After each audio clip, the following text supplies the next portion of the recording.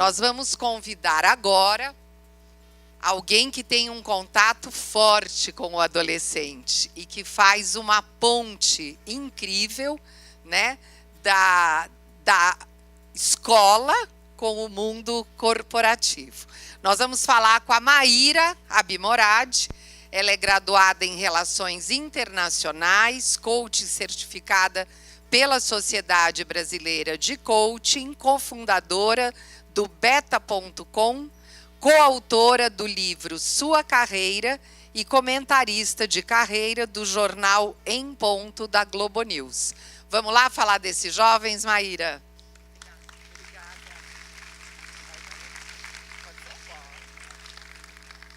Muito bom. Obrigada a todos pelo convite, pela presença. Vocês me ouvem bem? Esse microfone é diferente. É um prazer estar aqui. Hoje de manhã eu estava me aprontando para vir para cá e a minha filha acordou e falou: mas sábado, mãe? Você vai trabalhar sábado, né? E quando a gente trabalha com o que a gente gosta e ama o que a gente faz, a gente não fica esperando a sexta-feira, né? A gente pega o sábado e transforma em segunda. Então, estou muito contente de estar aqui, é uma honra e um prazer. Falar de mercado de trabalho para o público jovem é uma missão quase que impossível, né? Mas que mercado de trabalho é esse que a gente está falando? Quando a gente olha para o Brasil é tão grande, tão diverso. Então, eu vou falar aqui da maneira mais genérica que eu consegui, ou seja, tentando abarcar aí essas diferentes realidades de quem está em São Paulo, de quem está nos assistindo. Eu vi que tem gente de Recife, de Caruaru, de Florianópolis, Campos do Jordão, enfim. É muito difícil falar de uma realidade que se aplique a todos esses lugares. Mas eu vou fazer aqui o meu melhor, tá? Então, eu queria começar dizendo para vocês, fazendo alguns combinados, tá? Eu trabalhei 18 anos com recursos humanos, foi a minha escola. Eu fui presidente de uma empresa muito conhecida nesse mercado, chamada Companhia de Talentos. Companhia de Talentos é uma empresa líder no mercado de recrutamento, seleção e desenvolvimento de jovens. Fiquei lá por quase 2 décadas. E aí, quando eu estava lá fazendo o meu trabalho, então, o que a Companhia de Talentos faz? Ajuda um monte de empresas, né, a recrutar e selecionar jovens para o primeiro emprego. Para vocês terem uma ideia, a Companhia de Talentos vê em torno de 1.300.000 jovens em processos seletivos todos os anos. É uma amostragem bem interessante, né? 1.300.000 jovens. E aí, quando eu estava lá, enfim, acompanhando esses processos de seleção de jovens, eu comecei a perceber que o processo seletivo, que deveria servir para quê? Para a empresa escolher um jovem e para o jovem escolher uma empresa, estava ocupando um outro lugar, né? Um outro fenômeno estava acontecendo ali, que era um fenômeno desse jovem como se ele estivesse reescolhendo ou validando a escolha do curso e da área de atuação que ele decidiu atuar. Por quê? Porque o processo de escolha ainda é frágil, né? E é por isso que essa proposta existe, né? Para fortificar esse processo de escolha, aliado aí a um projeto de vida. Então, assim, eu acredito que metodologias como essa deveriam estar em todas as escolas, né? Para que haja o autoconhecimento, para que haja uma escolha mais muito mais de dentro para fora do que só de fora para dentro. Tá? Então, eu, nesse momento da minha carreira, 18 anos de carreira, presidente da empresa, super bem e tal, falei, agora está me dando uma vontade de fazer outra coisa. Porque, diferente do que a gente imagina, a carreira ela é para sempre, né? Enquanto a gente decidir fazer parte da população economicamente ativa, a gente vai ter que fazer escolhas de carreira o tempo inteiro. Então, eu tomei uma decisão de ir para a educação, de trabalhar com a educação, tive a sorte de receber convites incríveis, e hoje eu estou liderando a área acadêmica de um grupo chamado Adtalent, que é um grupo americano, que aqui no Brasil tem algumas escolas. Então, a gente tem o IBMEC, que é uma escola de negócios em algumas cidades, Belo Horizonte, Brasília, São Paulo e Rio. A marca Widen, que é uma marca de universidades, centros universitários no norte e nordeste do Brasil, e a marca Damásio, onde a gente trabalha testes preparatórios, cursos para testes preparatórios de concurso público, OAB e por aí vai. Então, tem sido uma mudança grande para mim, é por isso que eu coloquei aqui que a minha expertise hoje é de aprendiz, né? Eu não sei quase nada de educação. Tem um samba da Dona Ivone Lara que eu gosto muito, que ela fala assim, você tem que pisar nesse chão devagarinho, né? E esse é assim que eu estou chegando no mundo da educação. E o que eu descobri nesse 1 ano de mercado educacional é que não tem bala de prata. Vocês conhecem o conceito da bala de prata? Bala de prata é aquela única bala que você dá o tiro e mata o lobisomem, né? E acabou o problema. Em educação, não tem recompensa imediata, não tem caminho fácil. Se você comeu o marshmallow, sentou ali e comeu o marshmallow, né, Carla? Você não entrega aí o produto final. E aí, como que a gente vai fazer isso? A gente vai construir esse caminho, né? Esse caminho juntos. E como bem colocado aqui também, encantando com mente, com coração, né, com tudo isso alinhado. E através desse diálogo que eu quero propor aqui hoje. Pode ser? Tudo bem? Ótimo. Muito bom. Então, eu pus uma imagem aqui que eu acho que explica muito, né, essa imagem mais recente do que acontece em 1 minuto na internet esse ano. Tá? E esses gráficos são interessantes porque você tem um comparativo 2018, 2017, e é absolutamente assustador, né, o que acontece em 1 minuto na internet em 2019. Então, para a gente ter uma ideia, entre o Messenger do Facebook e o WhatsApp, 41.600.000 mensagens são enviadas em 1 minuto. Não é assustador? Já não dá aquele fomo que a Carla falou, aquela angústia, meu Deus do céu, né? O que será que eu tô perdendo? Né? Quando a gente olha para o Facebook, 1 milhão de pessoas logam no Facebook por minuto em 2019. Tá? Agora, deixa eu fazer uma pergunta. Quem acha que essa velocidade aqui vai diminuir? Ninguém, né? A velocidade vai continuar aumentando. Vocês concordam? Sim? E aí dá, né? De novo, essa angústia aumenta, né? Quando a gente pensa que o que está rápido vai ficar mais rápido ainda. Por outro lado, quando a gente olha, né, a velocidade que o mundo está se transformando e como a relação entre a academia, e aqui eu estou chamando de academia, desde o ensino lá básico até a graduação, até a pós-graduação, muitas vezes, e o mercado de trabalho. Vocês acham que essa relação ela é próxima ou ela é distante? O que vocês diriam? Que ela é próxima ou distante? Distante. Ela é bem distante. Eu vou mostrar como que ela é distante. Quer ver? Então, a primeira coisa que eu acho que vale a pena dizer é que, como estudantes, né, a nossa trajetória ela é uma trajetória individual. Tá? Apesar da gente fazer parte de uma turma, estar dentro de uma classe, quem passa de ano não é o grupo, vocês concordam? Quem passa de ano, quem é? É o aluno, é o indivíduo. Né? Quando a gente vai para o mercado, aí não importa se é o mercado corporativo, se é o mercado educacional, enfim. A performance, ou seja, o desempenho individual é importante, mas se aquele coletivo ao qual você pertence também não vai bem, você não passa de ano. Não tem passar de ano sozinho no mundo do trabalho. Ou o negócio passa de ano todo mundo junto, vai bem ou vai mal, ou a escola a qual você pertence vai bem ou vai mal, que você dá aula, ou então não adianta nada você ser a professora estrela numa escola que está falindo, ou numa escola que está quebrada, ou numa escola que não está conseguindo entregar os seus resultados. Essa é uma mudança simples, mas imagina um jovem que passou a vida inteira na lógica individual, aí ele chega no mundo do trabalho e fala, nossa, não adianta só eu ir bem? Não adianta só você ir bem. Se esse coletivo não for bem, ninguém ganha. Né? Segunda coisa que é muito diferente. Em todas as escolas que eu já fui, no Brasil, na Finlândia, na África, em Israel, não importa, quase todas, eu diria, 99,9%, é um modelo linear. Ou seja, tem o primeiro ano, depois do primeiro ano tem o segundo ano, depois do segundo ano tem o terceiro ano e depois o quarto ano. Eu sei exatamente a trajetória que eu vou construir aí como estudante. Eu escolhi a palavra labiríntica para definir a trajetória no mundo do trabalho. Porque você entra e você não tem ideia como é que você faz para sair do outro lado. E definitivamente, completamente imprevisível. Quando que a gente é promovido ou cresce na carreira no mundo do trabalho? Sei lá, depende. Depende do quê? De tanta coisa. Né? Não depende só de mim. Então, é essa diferença entre o que é linear e o que é labiríntico. Previsível e imprevisível. Outra coisa muito interessante é que, como estudante, o resultado médio faz com que a gente seja promovido. Como? O que você tem que fazer para ser promovido na escola? E na faculdade também, tá? Que nota que você tem que tirar? Né? A média, se você tirar a média, né? Se você aparecer 75% do tempo, né? não bater no seu amiguinho, né? E não cuspir no professor. Todo mundo passa de ano no final do ano. E sabe o que é o melhor? Todo mundo passa de ano todo ano. Pensa nisso. Aí, vamos imaginar que a pessoa chegou lá no mundo do trabalho. Começou a trabalhar. Aí ela falou assim, quer saber, só vou 75% do tempo. Porque, né, posso faltar, não tem problema.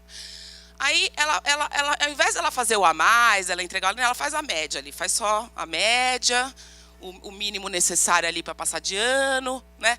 Aí ele não gospe no chefe, não bate no amiguinho. Você acha que ele vai ser promovido no final do ano? Não. E mesmo que ele tenha uma performance espetacular, ele vai ser promovido todo ano? Não vai. Vocês concordam que tem uma diferença gigantesca? E pasmem, a faculdade, a graduação, principalmente, que deveria fazer essa transição, não faz. Então, eu brinco que a graduação é o ensino médio sênior. A graduação é o ensino médio sênior.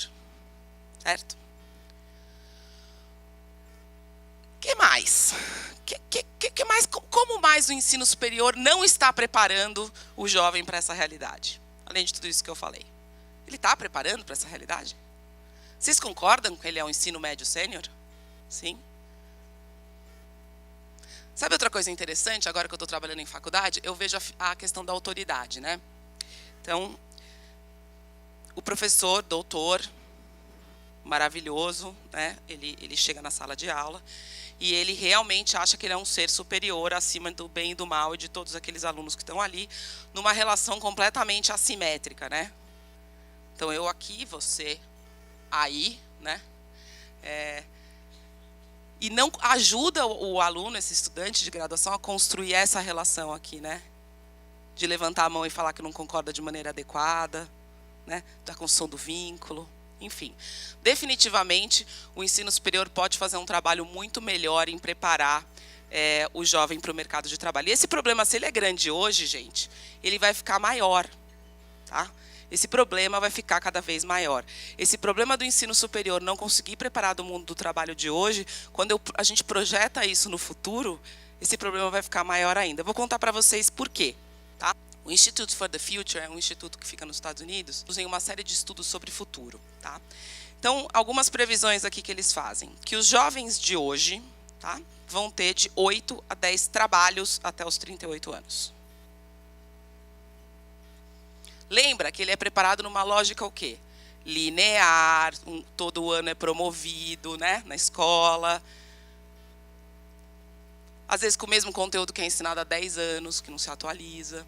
Né, porque o professor sempre tem aula desse jeito, ele gosta de dar assim, então é assim que sempre deu e é assim que vai continuar dando. Certo? Além disso, a estimativa é que 85% dos trabalhos que existirão em 2030 ainda não foram nem inventados. Tive uma conversa interessante com a minha filha, ela chegou em casa um dia e falou assim, mãe, você não sabe o que aconteceu hoje? Aí eu, o quê, filha? Eu andei de táxi. Ela me contou assim, achando muito novidade, né? E aí eu falei, mãe, como é que chama, olha que interessante a pergunta, como é que chama o uberista do táxi? Aí eu, taxista, ela, eu andei no carro do táxi. Mãe, tinha um negócio no carro dele que eu nunca tinha visto antes. Filha, o que? Ela, não sei nem te explicar. E chamou minha filha mais velha. Aí vem a Estela. Té, conta pra mamãe o que tinha no carro do táxi. Não sei, mãe, não sei o que era aquilo, mas eu acho que ele pegou o Waze, sabe? E imprimiu e fez um livro. Aí eu... mãe, ele pegou a tela do Waze, aí ele fez um monte de foto... Aí ele botou tudo junto e fez um livro. Aí um livro? Quando você quer saber o nome, você vai lá no nome da rua, aí você abre na página e tem a foto do Waze e do mapa. Aí eu, um guia de ruas. Um guia de ruas. Então, assim, na cabeça dela, né? Na cabeça dela, duas coisas mudaram. Primeiro que a referência original de navegação é o Waze. É o Waze. Como que se navega? O Waze. Obviamente, né? E o guia de ruas é o Waze impresso. Se a gente tivesse que explicar para, sei lá, se eu tivesse que explicar para minha avó o que é o Waze, como que eu explicaria? É um guia de ruas no celular, a gente não explicaria assim? Né? Ela sabe o que é um uberista, mas ela não sabe mais o que é um taxista, não faz mais parte da realidade dela. A referência original de transporte urbano para minha filha é o Uber. E é o uberista. Pensa bem, que loucura. Tão rápido, né? Assim. Muito bom. Dentro desse contexto em que os trabalhos ainda não foram inventados e que a pessoa vai mudar de trabalho, né, de 8 a 10 vezes ao longo da vida, o que a gente quer dizer com isso? Que a capacidade de adquirir novos conhecimentos passa a ser mais importante do que o conhecimento adquirido. Né? Em resumo, como é que a gente ensina essa moçada a aprender? Para sempre, né? A vida inteira. Muito bem. Então, existem 3 forças hoje que moldam o mercado de trabalho. Tá? E isso baseado na minha experiência aí de 18 anos trabalhando com inúmeras empresas de diversos segmentos e tamanhos na América Latina toda. 3 forças, tá, que não vão voltar para trás. Em nenhum cenário que tecnologia transforme o mundo do trabalho, eu vejo que isso aqui será diferente. Essas 3 forças continuarão presentes e cada vez mais fortes no mundo do trabalho, na minha opinião, claro. A primeira é a força do propósito, né? Se vocês estão aqui num sábado como eu, é porque vocês acreditam na força do propósito, né? Se vocês não acreditassem, vocês não estariam aqui hoje. O que isso quer dizer, né? A Companhia de Talentos, que foi a empresa que eu liderei por 7 anos e trabalhei 18, né? Faz uma pesquisa todos os anos chamada Carreira dos Sonhos, tá?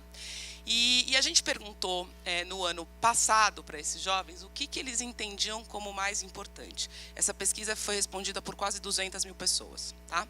Em toda a América Latina. A gente perguntou assim, o que é mais importante para você, jovem, para você que é um médio gestor, ou para você que é um líder? Tá?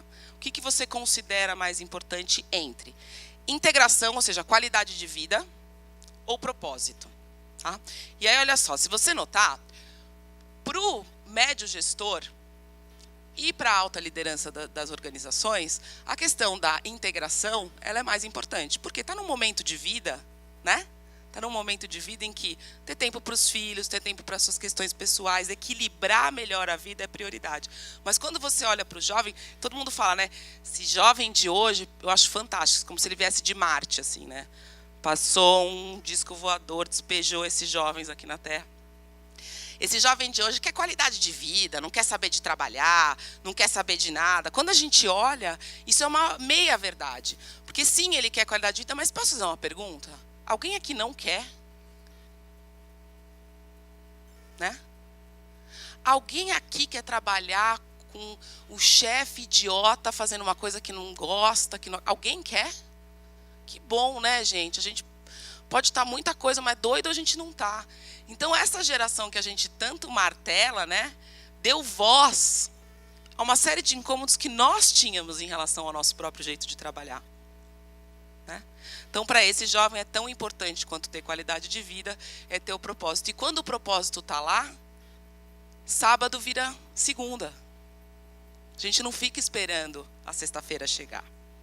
Porque o propósito, a razão de ser, de existir, de fazer, está ali. Legal? Segunda força, a força da diversidade e da inclusão. Tá?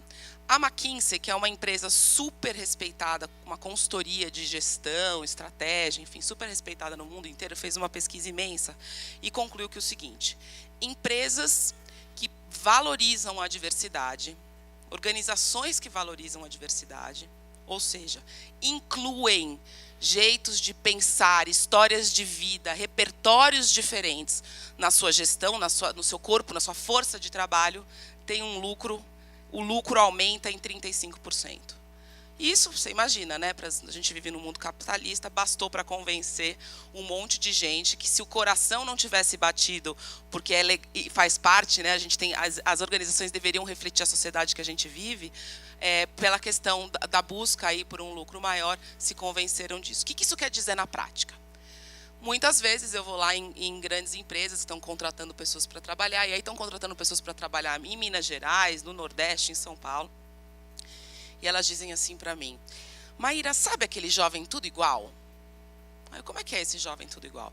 Ah, é o jovem que mora num bairro de classe média alta, que fez a faculdade de primeira linha, que fez intercâmbio, que fala inglês, né? Sabe esse? Sei. Ah, esse aí eu tenho um monte.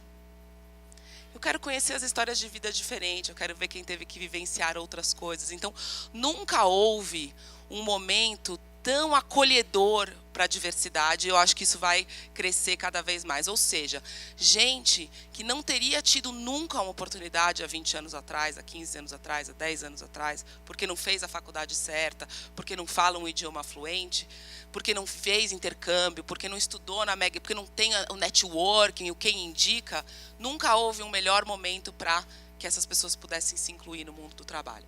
E eu realmente acredito que, de novo, assim como o propósito, você não vai voltar para trás. Tá?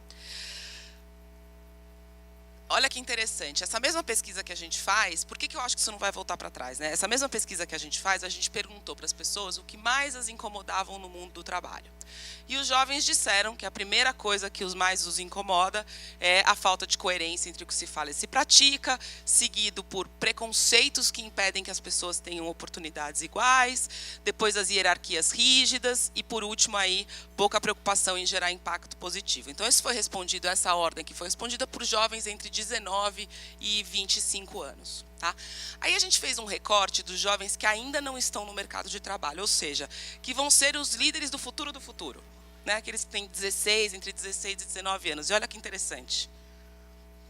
Os jovens que não têm experiência, 30% disserem que o que mais incomoda no mundo do trabalho é os preconceitos que impedem que as pessoas tenham oportunidades iguais. Então, se isso é importante para o jovem de hoje, para o jovem de amanhã, então, é muito mais.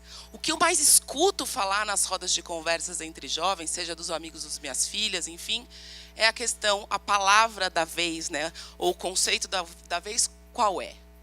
Justiça. Vocês têm essa sensação? Qual é o argumento número 1 utilizado? Isso não é justo. Isso não é justo. Né? Então, a busca por justiça e equidade também é uma força que eu não vejo a gente retroceder, apesar da resistência. Né? Tudo bem até aqui? Ótimo.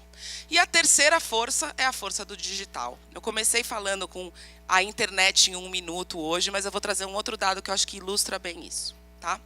Então, aqui, todo mundo sabe onde fica Detroit, nos Estados Unidos. Detroit foi a capital da indústria automobilística no mundo, que foi uma das grandes indústrias da Revolução Industrial, certo? Impactadas pela Revolução Industrial. Então, aqui tem um retrato de Detroit em 1990, tá? Comparado com um retrato no Vale do Silício, que é a meca aí da tecnologia no mundo, em 2018. Tá? Então, Detroit, em 1990, as 3 maiores empresas de Detroit, juntas, se pegasse as 3 maiores empresas automobilísticas lá de Detroit, juntassem e vendessem as 3 juntas, elas juntas valiam 36 bilhões de dólares. Tudo bem? Para valer isso, ter esse valor de mercado, elas empregavam 1.200.000 pessoas. Tudo bem? Bom, passa o tempo, 2018. As 3 maiores companhias do Vale do Silício, Apple, Facebook e Alphabet, que é a dona do Google. Tá? 3 maiores companhias do Vale do Silício, juntas, têm um valor de mercado de 2,2 trilhões de dólares. E para gerar esse valor aqui, elas empregam 225 mil pessoas. Né? Aí muita gente me pergunta, Maíra, você acha que o professor vai ser substituído pelos robôs? Maíra, quais são as profissões que serão substituídas por robôs? Eu falo, todas aquelas que são executadas de forma robótica. Então, se você dá aula como um robô, provavelmente você poderá ser substituído como um robô. Se eu trabalho como um robô, provavelmente eu serei substituída por um robô. Agora, se eu trago para o meu trabalho uma competência formativa, vincular, relacional, unicamente humana, eu não vou ser substituída por um robô. Vocês entendem a diferença? Não existe nenhuma profissão ou trabalho que não poderá ser substituído por um robô no futuro se ele for executado de maneira robótica hoje. Se a gente for fazer uma conta, vocês confiam mais numa conta que eu faço aqui de cabeça ou numa conta que vocês façam na calculadora do celular de vocês? Obviamente na conta que é feita pelo celular de vocês. O celular A calculadora é um robô que faz conta melhor do que eu e você. Só isso.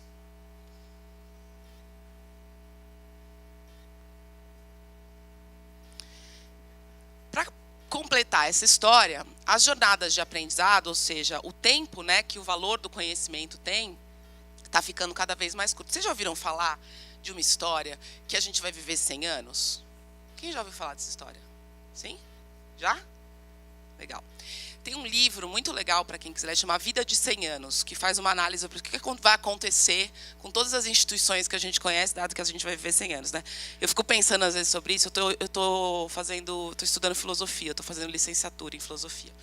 E aí, né, a gente fica meio minhocas na cabeça. E aí eu estava pensando nessa história sobre viver 120 anos, né? Eu acho que eu cheguei à conclusão que eu não quero, né? É muito tempo para suportar minha própria existência. Eu fico pensando um monte de coisa com 39, imagina com 120, vai dar não, melhor não. Eu decidi que uns 90 tá bom. 92, assim, vai dar tempo de eu ver meus netos, de repente, e aí eu acho que eu estou feliz. Mas noves fora, se a gente vai viver 100, 120 anos, a gente não vai conseguir se aposentar com 60, com 65. E eu nem vou entrar no mérito da reforma da Previdência, tá? Não vai ser possível. A gente vai ter que trabalhar 20 anos, talvez, a mais. A gente está falando de carreiras de 60 anos. Se a gente está falando de carreiras que vão durar 60 anos, vocês acham mesmo que essa lógica, com a velocidade que o tempo está mudando, com a internet em 1 minuto, como a gente viu, que a gente vai conseguir fazer graduação, mestrado, doutorado, tudo de uma vez, juntinho assim, depois a gente vai fazer meia dúzia de cursinhos, esse conhecimento vai durar 60 anos? Não vai. A gente precisa repensar o jeito que a gente se educa, quais são as unidades, as novas unidades de educação, né? Vocês lembram quando a gente comprava o CD? Quem é da época do CD aqui? Né? O CD era o seguinte, pensa comigo, o CD é um diploma, tá? Vê só, o CD é um diploma. O que é um diploma e o que é um CD? 19 músicas que você não quer ouvir para uma que você gosta. Né? Alguém aqui ainda compra CD? Não. O que a gente ouve? Faixas. Nós ouvimos singles, né? Ou faixas. Aí a gente vai lá. Quem aqui usa reprodutores de música tipo Spotify? Esses, né? Quem aqui tem playlists que você montou no Spotify? O que tem na playlist do Spotify? As faixas que você mais gosta. No meu, tem de Frank Sinatra, Jorge Mateus. Ué. Na mesma playlist, eu gosto, eu boto na minha playlist, eu boto o que eu quiser, né? Imagina isso aplicado à lógica educacional. Imagina que você possa montar o seu diploma, baseado em quê? Naquilo que te interessa estudar, no seu próximo passo de carreira, muitas vezes ao ano e muitas vezes ao longo da vida, né? Faz mais sentido do que um diploma que alguém sentado em algum lugar decide aquilo que você vai aprender? Faz? Faz. A gente está muito longe disso, tá? Só estou sonhando aqui. Essa mesma pesquisa da Companhia de Talentos, a gente perguntou para esse público, né, jovens, média gestão e alta liderança, como que o ensino superior poderia melhorar. E não só, assim, respostas muito óbvias, coisas que a gente sabe que o ensino superior já deveria estar fazendo e não faz. O que é? Conteúdos mais próximos da realidade de mercado de trabalho. Não parece muito óbvio para vocês? Sim? Ensinar as pessoas a como se comportar no mercado de trabalho, porque, afinal de contas, se a graduação é a ponte, né, entre o ensino médio lá, ou a vida adolescente e a vida adulta, faz sentido se ensinar como se comportar no mercado de trabalho, apoiar os jovens na reflexão de carreira e, por último, matérias ligadas a empreendedorismo, inovação, tendência, ou seja, aquilo que está mais atual. Não parece óbvio? Muito óbvio, né? Quantas escolas vocês acham que de fato tem essa proposta? Vocês acham que é mais de 50%? Não. Diria uns 10%. Né? Se é tão óbvio, por que não se faz? Porque é difícil pra caramba de mudar. Mudar não é o primeiro marshmallow, nem o segundo, nem o terceiro. Provocar transformação é o 25º marshmallow daqui 10 anos. Né? E como persistir, né, nessa jornada. No IBMEC, que é uma das nossas escolas, só para exemplificar um pouco dos projetos. Então, Primeira coisa que a gente fez, a gente decidiu perguntar para os alunos o que eles se interessavam. Lembra da playlist Jorge Mateus a Frank Sinatra? Então, a gente agora, o aluno entra, a gente mapeia com ele os interesses dele. Os interesses de estudo e os interesses de carreira. Tá? Baseado nessa grande pesquisa que a gente faz, à medida que uma turma entra, a gente monta um conjunto de conhecimentos e experiências para aquele semestre. Tá? Então, é meio real time. Assim. O aluno entra, responde a pesquisa, a gente tem as janelas dentro do calendário acadêmico, a gente preenche essas janelas baseado naquilo que o aluno tem interesse em aprender e em estudar. Tá? Segunda mudança grande que a gente fez. A sala de aula agora, todas as salas de aula, elas são organizadas em 3 movimentos. Tá? Então, as aulas têm 1h e 50 minutos. Durante essa 1h e 50 minutos, o professor, que sabe tudo daquela matéria, enfim, tem autonomia para isso, ele vai construir a sala de aula baseado no princípio que há de haver 3 movimentos nessa 1h e 50 minutos. Desses 3 movimentos, 2 têm que envolver metodologias ativas de aprendizagem. Tá? Então, é uma regra de ouro que a gente estabeleceu e o professor organiza esses 3 movimentos da maneira que ele quiser. Tá? Ao final da aula, o aluno avalia essa aula do mesmo jeito que ele avalia outros serviços, eu vou colocar assim, que ele tem, e deixa um feedback aí para o professor, não no final do ano, aula a aula. Tá? Terceira mudança que a gente fez, eu excluí uma disciplina da grade em todos os semestres e incluí uma disciplina de projeto integrador. Essa disciplina de projeto integrador não tem professor, não tem aula. Tem um professor que faz o papel de um facilitador, certo? A gente propõe um projeto temático para aquele semestre. Então, por exemplo, se o aluno está estudando relações internacionais, ele vai fazer um projeto sobre desafios da diplomacia público e privada, tá? Por exemplo. Ele trabalha ao longo daquele semestre nesse projeto e, enquanto ele trabalha nesse projeto, ele trabalha as 4 competências comportamentais do IBMEC. É um modelo de competências comportamentais proprietário que a gente desenvolveu, eu conto para vocês daqui a pouquinho como isso funciona. Então, na disciplina de projeto, como ele é todo ativo, não tem sala de aula, não tem preleção, né? Ele trabalha essas 4 competências de maneira intencional, ou seja, não é vai lá e faz o que você quiser. Tem uma programação aula a aula, que trabalha essas 4 competências. A gente trabalha na lógica do no walls. O que significa isso? Uma escola sem paredes. Nós temos hoje, nos IBMECs, em torno de 18 startups, contando os 4 IBMECs, empresas que funcionam dentro do IBMEC. O escritório delas é lá dentro. E o que vocês acham que acontece? É lá que os nossos alunos fazem estágio, é lá que eles vão tirar dúvida. Os líderes dessas empresas são mentores dos nossos alunos e por aí vai. Tá? Então, onde começa, qual é o limite do IBMEC com o mercado de trabalho? Nenhum. Não há fronteira. Tá? E, por último, a gente co-criou esses semestres, cada semestre de cada curso com o mercado. Então, cada curso tem um conselho de professores, e esses professores nos dizem que quem trabalha no mercado, o que ele sente falta na hora de contratar, e a gente constrói junto esses semestres das disciplinas, o que a gente vai ensinar, como é que a gente vai ensinar. Tá?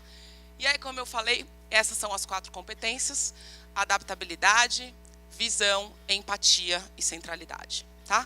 Adaptabilidade tem muito a ver com inovação, com explorar caminhos, ter novas ideias, se adaptar aos cenários conforme eles se apresentam. Visão tem a ver com capacidade de análise e construir, de novo, cenários analíticos para a resolução de problemas.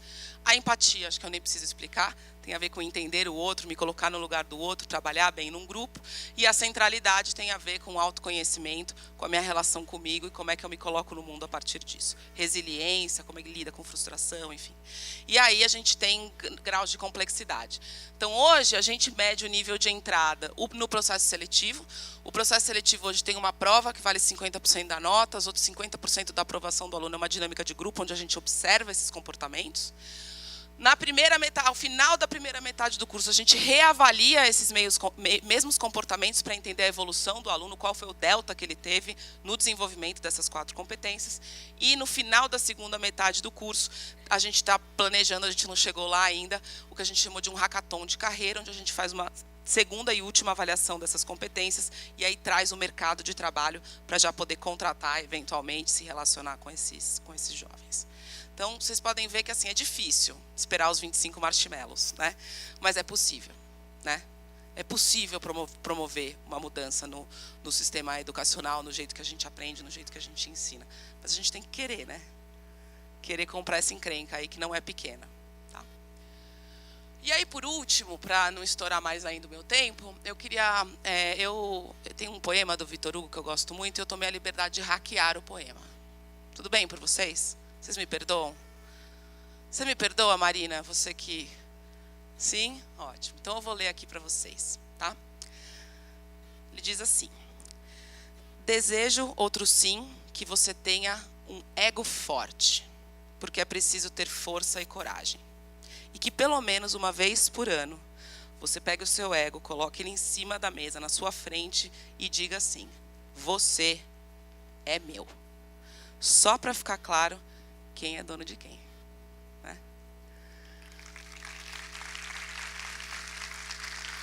O poema original é sobre dinheiro, tá? É pra você pegar um pouco de dinheiro, botar em cima da mesa e dizer você é meu. Mas eu acho que o ego é mais simbólico pra gente, né? Como educadores.